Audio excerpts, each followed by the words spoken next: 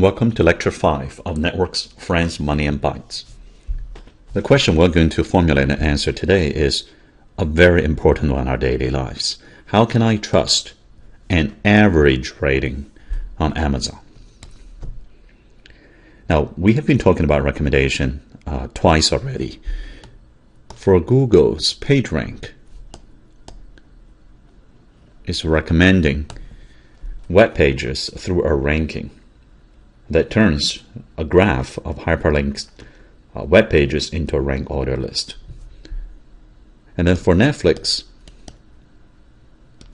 recommendation engine, like those collaborative filtering methods used in Netflix Price, it turns the bipartite user movie graph or the user movie table into a set of rank order lists. So one list per user. So this one is individualized, but this is not. And today's topic is recommendation by Amazon. And we're talking about specifically recommendation in the form of average rating. And then in the next lecture, we will keep talking about aggregating multiple information into a simple single one. Today's aggregation says that for each product, there is a list of scores. And we want to change that vector into a scalar. And then we can say, let's compare many products by looking at their scalar rating of some kind. And then this will lead into a ranking based on the scalarized version of the vector.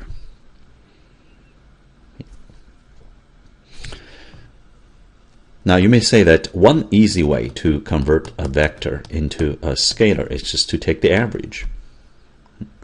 And indeed, that is what is shown on Amazon.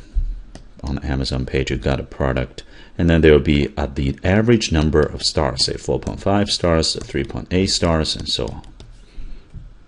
So that is a scalar representation of the entire vector. Very few people have the time to go through all the reviews or all the ratings in each review, and therefore this is a nice quick summary. Many of us based our purchase decision in part on this average number. But the question is, when can we trust it? A very simple question would be, shall we buy a product with 4.5 stars and 2 reviews, or one with 4 stars and 1,000 reviews?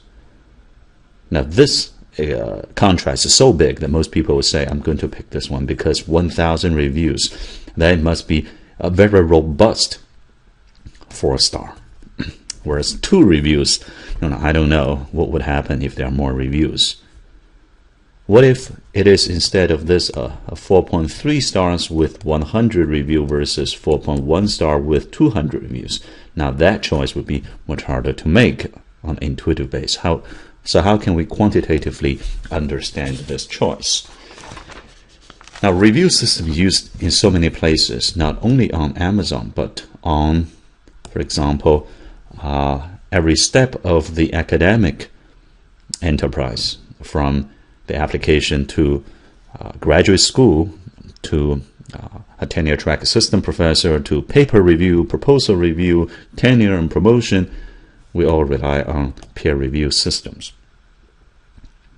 In general, peer review system, especially like those on Amazon online store, consists of 3 tuples: rating, a text of review, and reviews of review.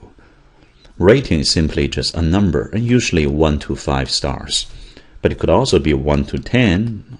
Right? It could be -3 to +3. But in any case, it is some kind of number, usually integer. And a review is a text. Now, the text could be just a couple of lines, could be 5 pages. And then reviews of review, which could be thumbs up and down, which could be, do you find it useful or not, which is again a binary review. It could actually be a text of review on this review, if you have a thread allowing rebuttal back and forth.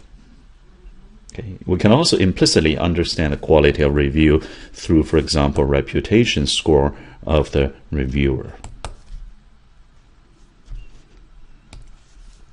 So there are many challenges in understanding how to best use a review system. One is the gatekeeper problem. Can anyone enter review, or only those that actually can be verified to have bought the product or used the service? Is this anonymous, or is it ID based? If it's anonymous, how can we prevent people from just entering random reviews, or competitor entering bad reviews, or the owner of the product or service entering really good reviews? There's also the issue of scale. If we give the choice of 1 to 10, often 7 becomes the mode of the distribution, with the bimodal distribution around it. Okay, from 1 to 10, somewhere around 7. If instead the scale is 1 to 5, the story is different. Is that, however, large enough dynamic range? If the scale is -5 to +5, it actually changes people's psychology, because minus sounds like really bad. If the scale is only 1 to 3, it really narrows people's choices. So gatekeeping and scaling really matters before we can start even talking about review systems. Then we face this challenge we mentioned, the number of reviews. This is a particular focus point in this lecture. Now we know that more reviews is better, assuming this is not just random or artificial reviews. So if it's truly valid reviews, we want more. The question is, how big is big enough for the review population, such that the average rating is trustworthy? And in fact, can we make the rating, the average rating, modified, adjusted by the review population size?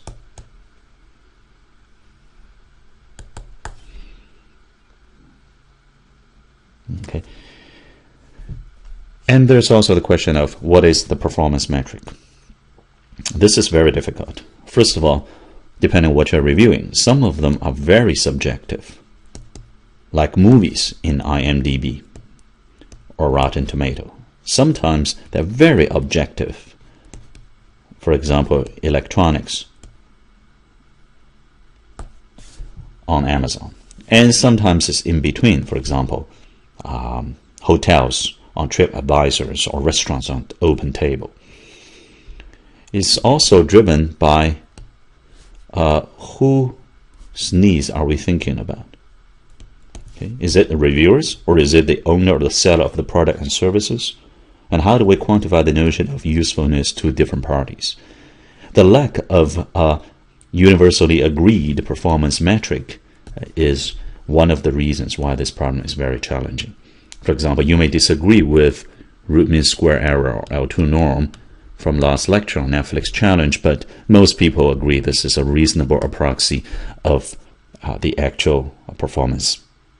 Whereas for Amazon average rating, there's no consensus yet. Now, given all these challenges, it might seem that it is very difficult to come up with a good review system. At least average the entries by different reviewers is not going to work out.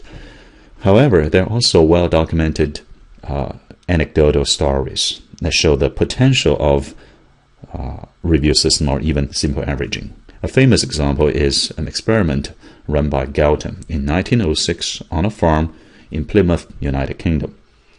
It's a farms festival, and there were many people. Most of them are not farmers themselves. And there was an ox.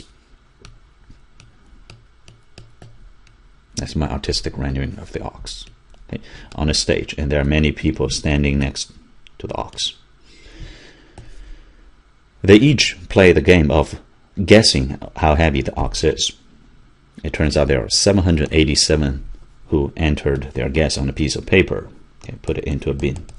And Galton said, oh, it is impossible for these people who are not real experts on ox weight guessing to be able to come up with an accurate guess. So he took all these numbers Do a simple averaging. The number is 1,197 pounds.